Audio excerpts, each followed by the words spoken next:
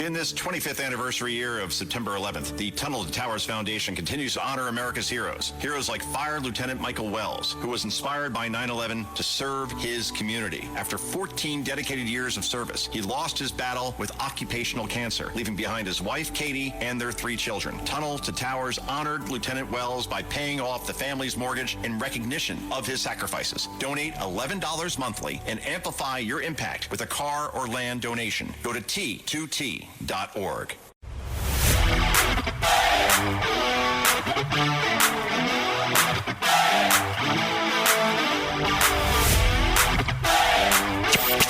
He's at war with woke. Joe Concha thinks liberals are a joke. Joe Concha. This is the Joe Concha Show, weekday edition, sponsored by the Tunnel to Towers Foundation. Here's Joe Concha.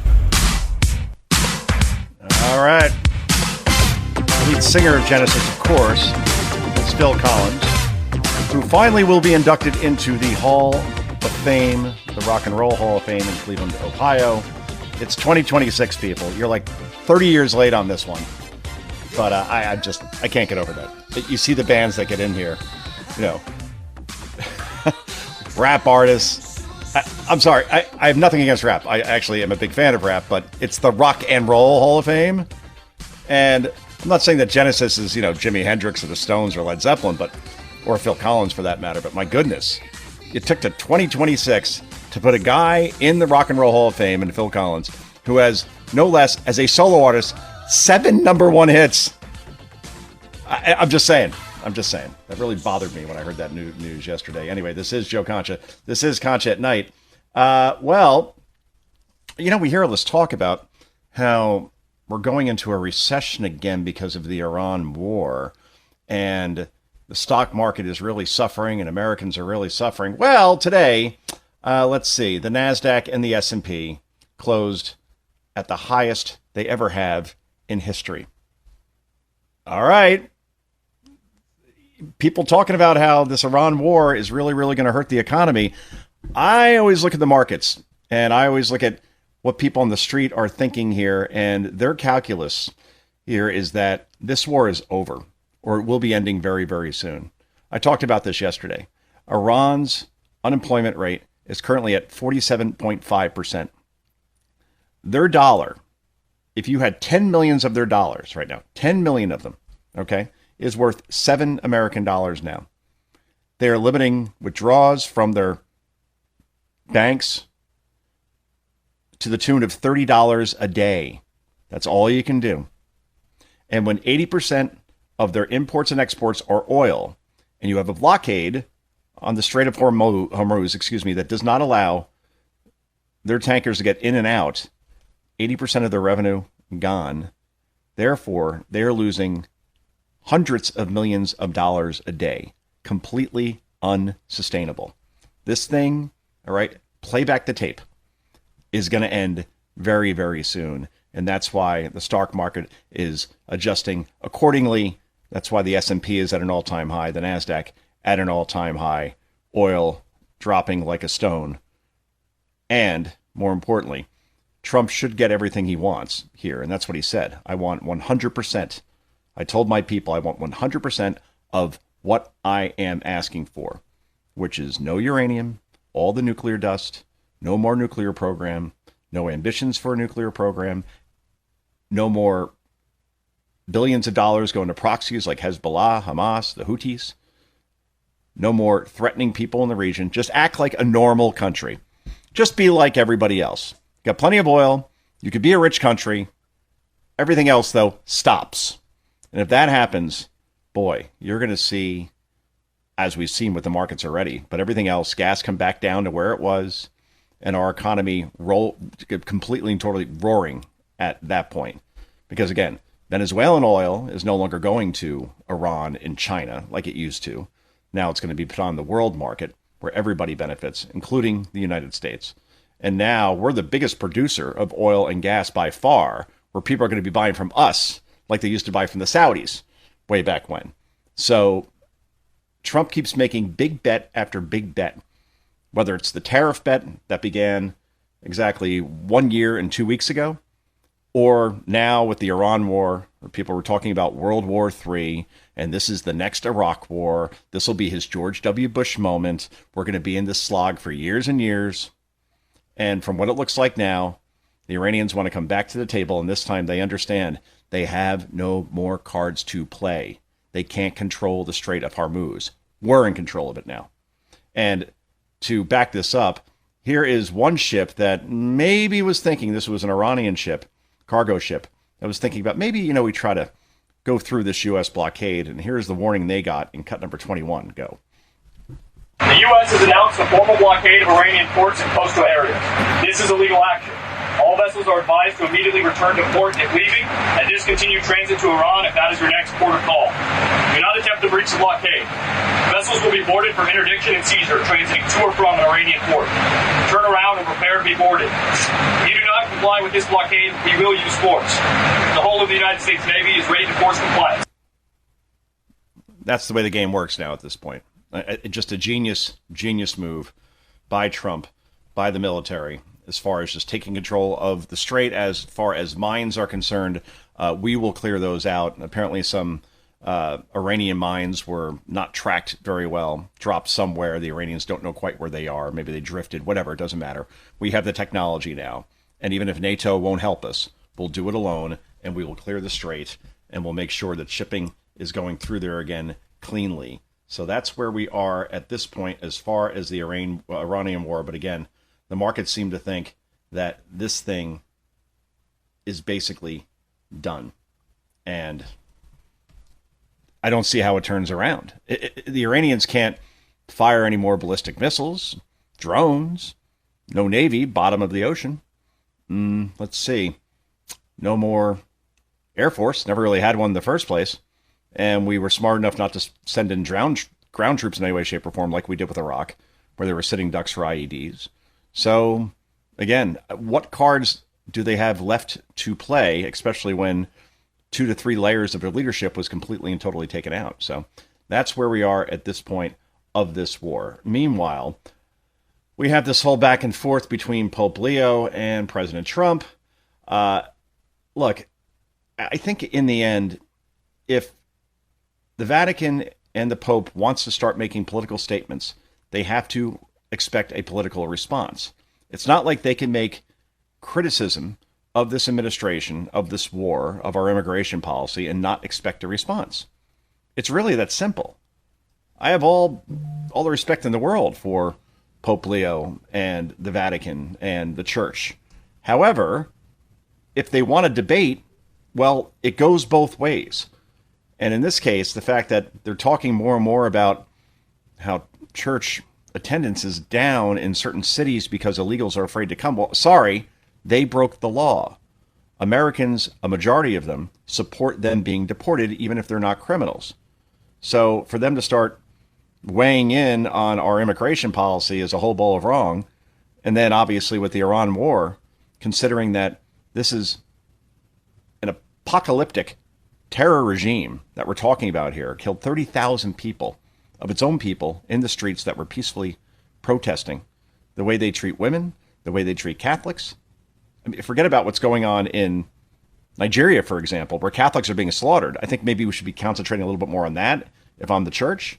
But in the end, a terror organization, which is posing as a country, and we're talking about the Pope saying that this is not a just war, and other bishops, well, what would you deem a just war exactly, given Iran's actions recently and over the last 5 decades? Anyway, here's J.D. Vance, who met the Pope not too long ago, obviously a very religious man, talking about the Pope and asking this devastating question, in my view. This is cut number 2. Go. Even when there's disagreement, I like it when the Pope comments on questions of immigration. I like it when the Pope talks about abortion. I like it when the Pope talks about matters of war and peace, because I think that at the very least it invites a conversation. So I think some people, their reaction to this is to say, well, he shouldn't have said that. And look, there are certainly things that the Pope has said in the last few months that I disagree with. Let me just take one very concrete example related to this conflict in Iran.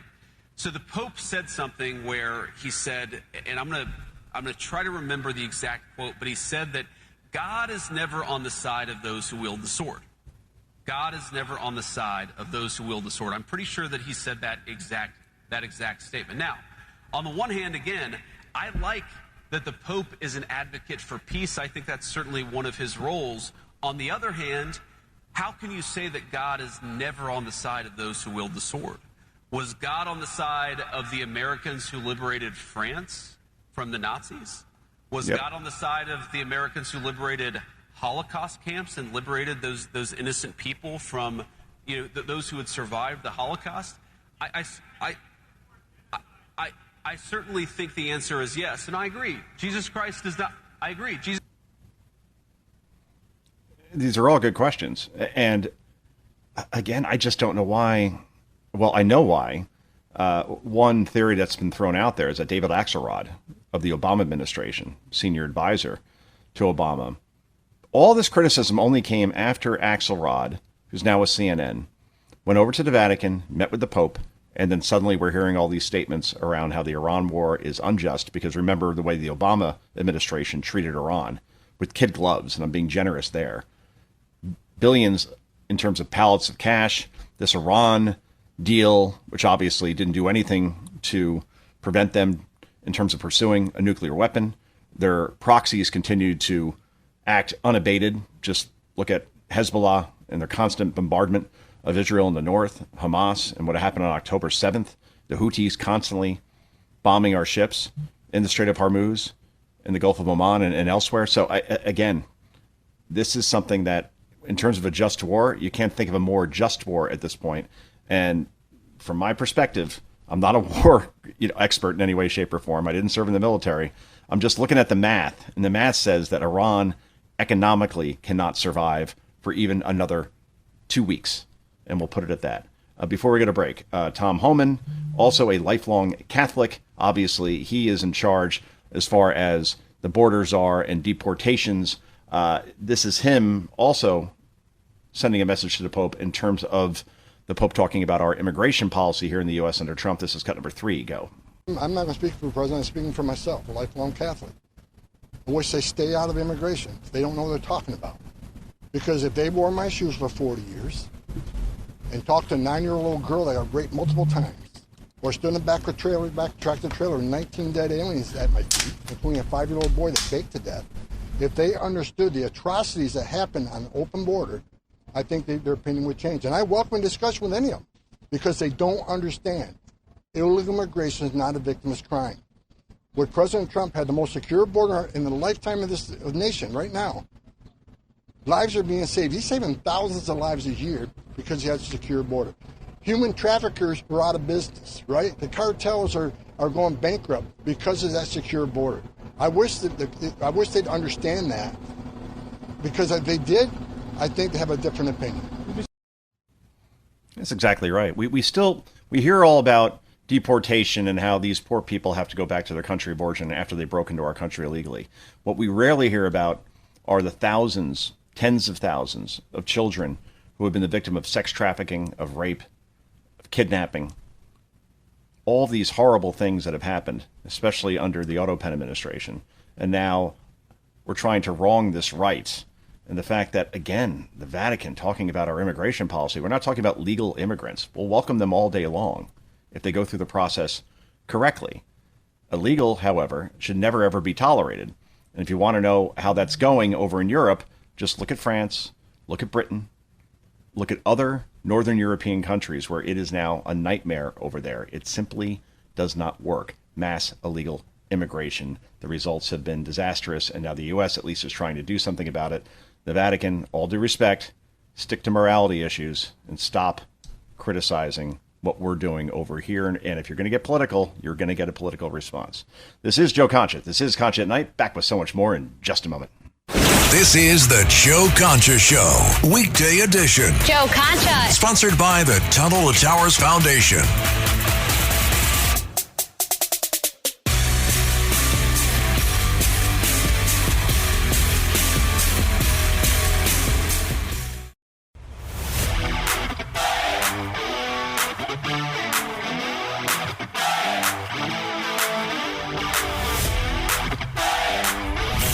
This is the Joe Concha Show, weekday edition, sponsored by the Tunnel to Towers Foundation. Here's Joe Concha.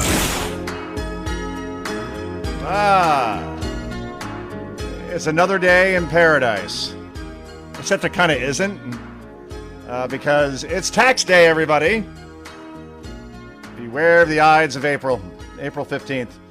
Yes, but some good news this year. A little Phil as we go out, Phil Collins. Recent this year, only getting into the Rock and Roll Hall of Fame. This drives me insane. It's one of the best artists of all time. Sorry, I just said it. All right? Show me other artists that have 7 number 1 hits and another 7, so a total of 15 in the top 5. All right? 14. But you know what I mean. Just saying. I can't believe it took until 2026. The ridiculous Rock and Roll Hall of Fame. With all these bands that are in it, you're like, huh? What? And only Phil Collins gets in now. There had to be some sort of fallout between Sir Phil Collins, because the Queen now calls him Sir, and the Rock and Roll Hall of Fame. That's the only thing I could possibly conclude here. Anyway, this year, the average refund, as far as filing your taxes, is over $3,400. That's according to the Treasury Department. That is 11% higher compared to last season. Obviously, that's because of the Trump tax cuts and the big, beautiful bill. Anyway, let's hear from Michael Che on filing taxes and what you get back and how it's kind of screwed up when you really think about it. This is cut number 19. Go. I've had taxes taken, but I've never paid taxes, and that's 2 totally different things. When you have taxes taken, you get a job every week, and they just take the taxes out of your check. They just take it. You don't get a choice. You just take it, and they keep taking it to the end of the year where they're like, hey, I think we might have took too much. Here's $500 back. Go buy yourself some sneakers or something. And you're like, thanks, government. We're going to Red Lobster tonight. This is amazing. I love tax time. When you pay taxes, it's totally different. When you pay taxes, they let you keep all of your money all year. And at the end, they say, you owe us 40%. Which is a lot for me because I don't know what I'm paying for. I've never dialed 911. I put out all my own fires. That is tremendous. And that obviously is Michael Che from Saturday Night Live and Weekend Update. But it's true, right? I mean, you pay all this money, and what's the return on investment that you get? Now in my town, I like the fact that my police force seems to be everywhere, and we have a fire department we could count on, and our teachers and our schools are great. But in New York City, I'm not sure you're getting that return on investment where the quality of life continues to go down. Crime continues to be something where people are afraid to go out after a certain time of night. Just a lot where you wonder, where is 40, even 50% of my salary going? And why does it go to a government which clearly has shown it does not know how to allocate and budget and spend money properly? Anyway, this is Joe Concha. This is Concha at Night. Back with so much more in this tax day in just a moment. The Lincoln Spring Sales event is on now, and there's never been a better time to experience the feeling of driving a Lincoln. Pictures, sunlight through the available panoramic vista roof, music, weather, and maps on the 48-inch panoramic display, and a drive so smooth that inspiration rides up front. Stepping out better than you got in. That's the Lincoln feeling. Get behind the wheel of the 2026 Lincoln Nautilus SUV and discover exceptional offers only at your local Lincoln retailer. Amazon presents Jeff versus Taco Truck Salsa. Whether it's Verde, Roja, or the orange one. For Jeff, trying any salsa is like playing Russian roulette with a flamethrower. Luckily, Jeff saved with Amazon and stocked up on antacids, ginger tea, and milk. Habanero? More like habanero, yes. Save the everyday with Amazon.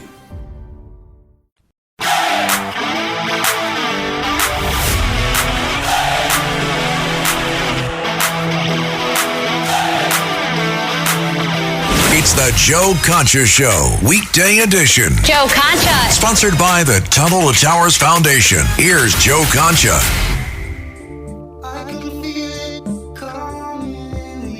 And a night from the Risky Business soundtrack. That whole, not a subway, train scene.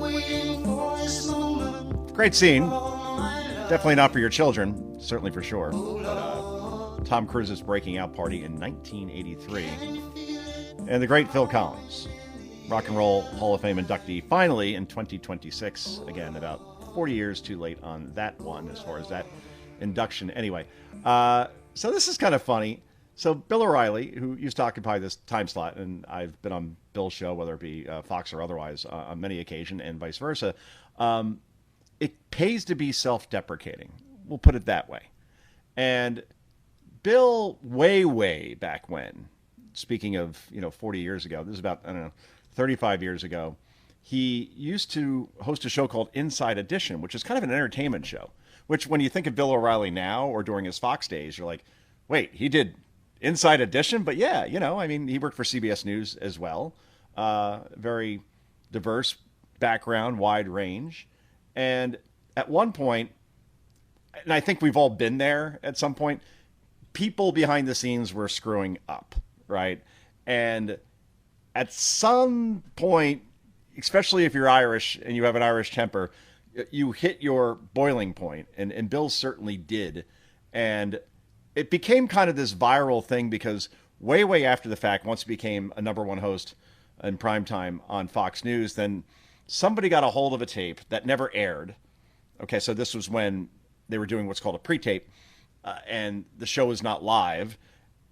And it's kind of like when you see a movie and there's bloopers after the fact, and you see how, actors may have screwed up a line or somebody starts to laugh when they shouldn't, that sort of thing. Well, the blooper reel for O'Reilly on this one particular night was leaked out and then became this viral meme on social media.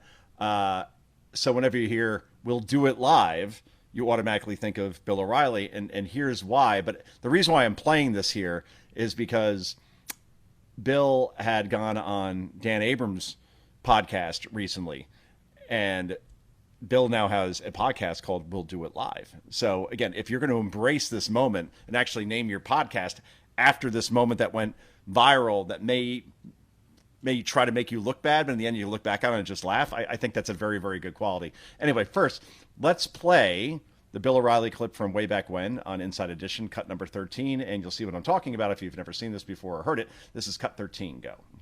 That's tomorrow, and that is it. Up again. 5, 4, 3.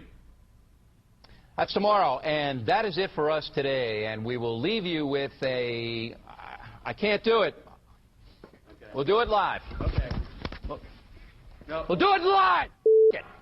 Oh boy. Do it live. I'll write it, and we'll do it live. Thing sucks. And there you go. So that's been viewed millions of times on social media because, again, somebody leaked that out of the Inside Edition family, I guess. So O'Reilly is on with Dan Abrams, as I mentioned.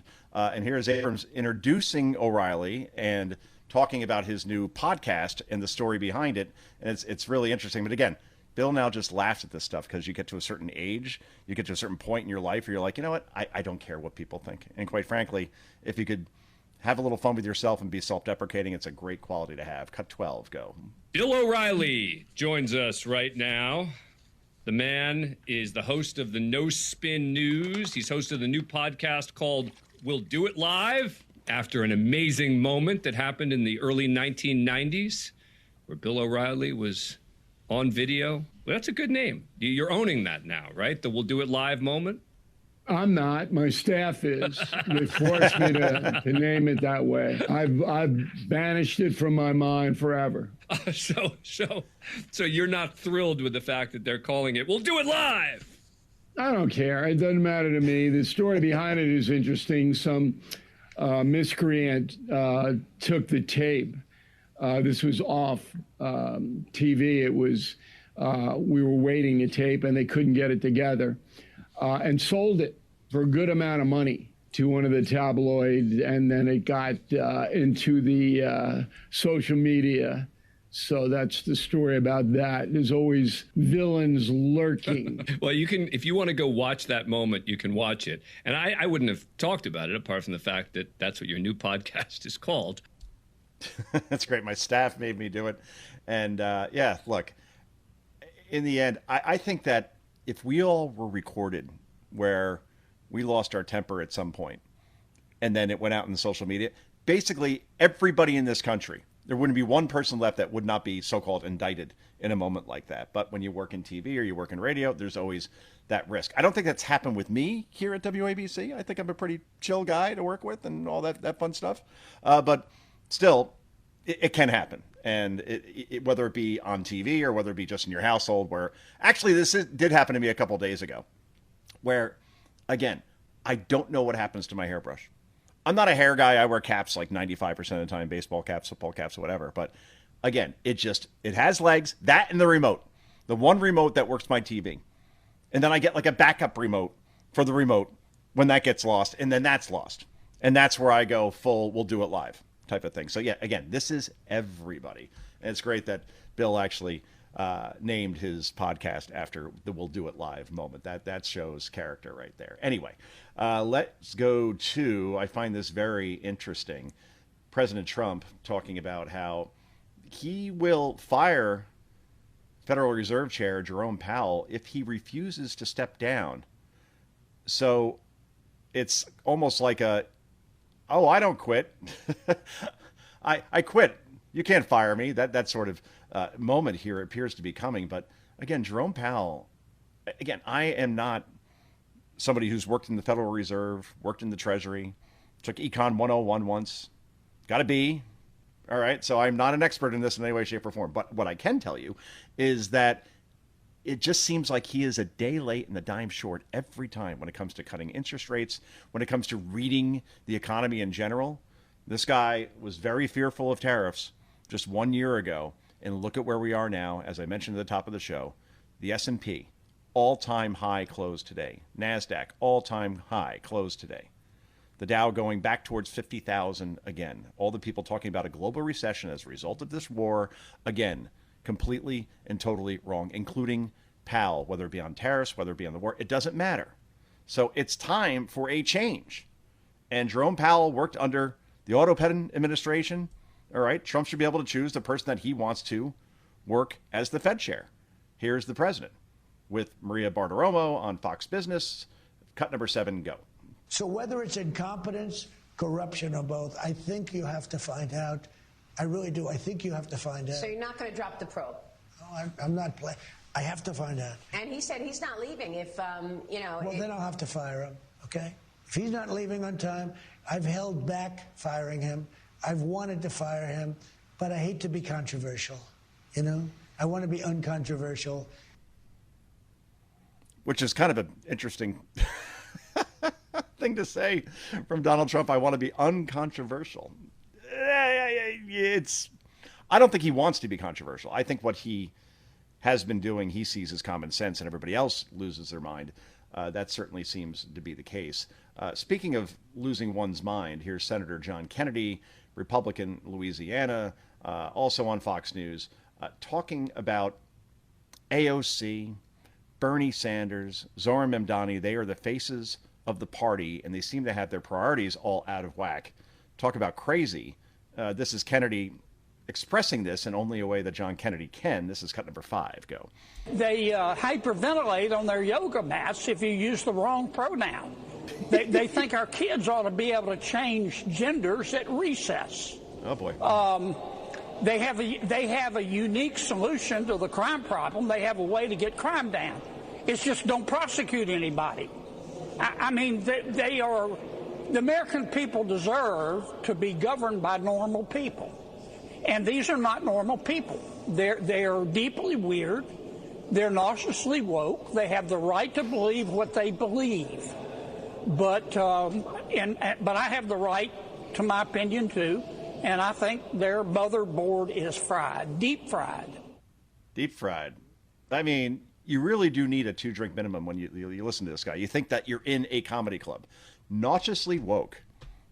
Those are 2 words that you've never seen put together before, but that's Kennedy. It's just, he has a way with words, and probably will get a soundbite on this show almost every night, as he has to this point. Meanwhile, the opposite of articulate and creative is the human Chernobyl, that is Kamala Harris. And we're hearing now that Democrats are floating this trial balloon out in California because they think that Katie Porter, who is a profoundly horrible human being and treats her own staff as bad as you'll ever see, just putting Katie Porter staff or you walked into my shot in Google and see what comes up. I mean, she's not a good person. And that video that went viral has her around like 9% support in this gubernatorial race. She's well behind Steve Hilton and Sheriff Chad Blanco, both Republicans in a jungle primary, which again, the top two candidates advance regardless of party. So Democrats, where they outnumber Republicans 2-1 in that state, may be faced with the governor's race where your only two choices are Republicans. Again, this jungle primary, it totally rigged to be Democrat versus Democrat. Whoops, may not happen. And then Tom Steyer, who is this weird billionaire, I don't know, Democrats don't like white old billionaires, and he's trying to buy the election at this point and just using all of his money to, like Bloomberg with his presidential run to a certain extent. Except Bloomberg, I think, had a track record as far as being a great businessman. You can say, well, Steyer too. Yeah, but Bloomberg, there was something about him that, at least in New York, you saw him as somebody who could manage the city, and that's why he won not one, not two, but 3 terms and was highly popular during those times. So with Steyer and Porter being the options, there are now these mailers going out, emails, this sort of thing, where people say, hey, would you consider writing in Kamala Harris as the nominee for the Democratic Party as governor? Because she's not going to announce that she's running, but if enough people say yes, then maybe she'll be compelled to, because once she gets to the general, if she is able to beat one of the Republicans, Blanco or Hilton, then she'll probably win, which is crazy. I think Hilton obviously would be much better, or Blanco for that matter, for California.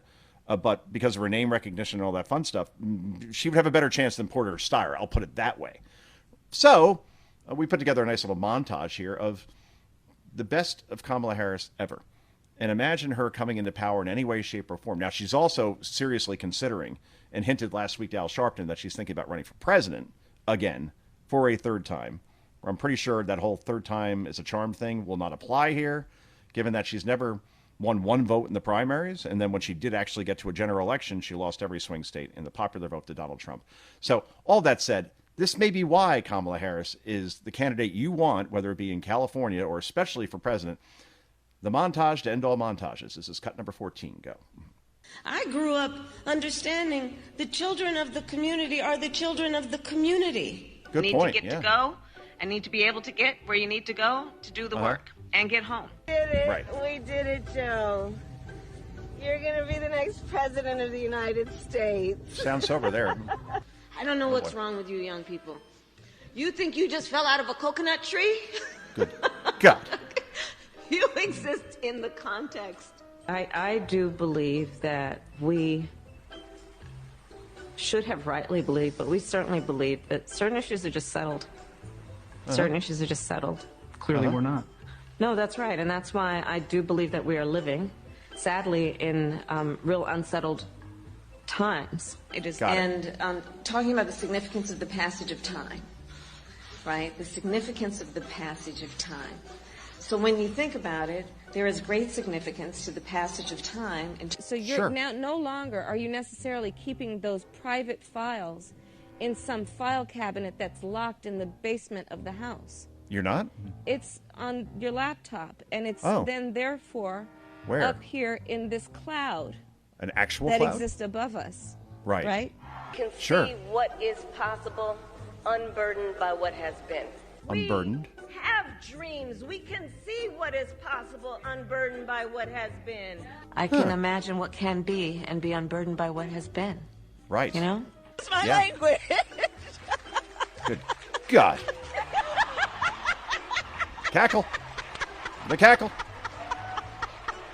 Holy moly. We did it, Joe.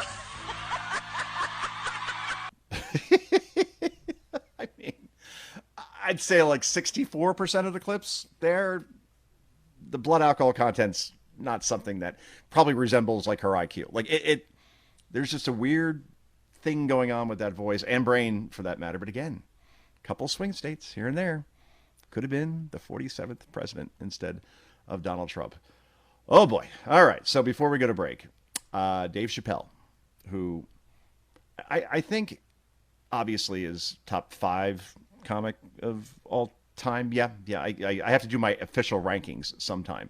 But I think he's also a deep thinker. I mean, he's had obviously some substance abuse problems, but He seems to be fine now. A funny little story, actually. When I got engaged, my wife and I, that happened at a restaurant in Hoboken where we had one of our first dates. And then from there, we went to the Comedy Cellar down by like Lafayette in, lower Manhattan. And because that was one of our first dates as well. So, a cyclical kind of theme I was going for. And when we got to the place, then sure enough, who goes on stage but Dave Chappelle? He wasn't even on the card or anything like that. And then we got to meet him afterwards, and just a super great guy, So anyway, I just want to share my Chappelle story. But here he is talking about, Donald Trump, and if he thinks that Trump is funny. But I think Chappelle is impressed by Trump, and this clip, I think, really underscores that. This is cut number 11. Go. There are funny things about him. Like if I were to talk about him, I could. It would be funny. But I think what he does is so consequential. And so much of these things, in my lifetime, I've never really seen anything, a phenomenon quite like him. And I'm not trying to be political, but it's remarkable. I don't know. Yeah. It's true, actually. I mean, when we look back on this era of Trump, that will last from 2015 when he came down the golden escalator at Trump Tower until, I guess it'll be, 2029 is when he'll leave office in January. We're going to look back on those, let's face it, 14 years and say, will we ever have a president like this again? Have we ever had a president like that before? I say the answer is no. Not even close. In terms of transforming things and not settling for the status quo. You could agree or disagree with him. The guy is a man of conviction, and when he wants to do something, he does it. Complete balls. When it came to Venezuela, when it came to what he did in Iran, and so many other things, as far as shutting down the border just by his rhetoric alone. I mean, these are things that, again, we're going to look back on this in the annals of history and say, you know what?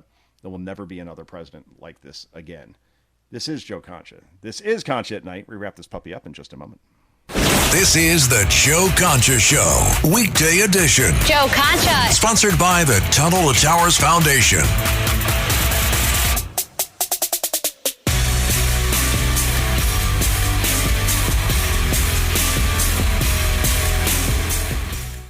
I wrote a little song to remind you, Choice Hotels get you more of the experiences you value. The Cambria Hotel's got it all. A rooftop bar, have a ball. Bring a date, your squad, or even your mom. Book direct at choicehotels.com.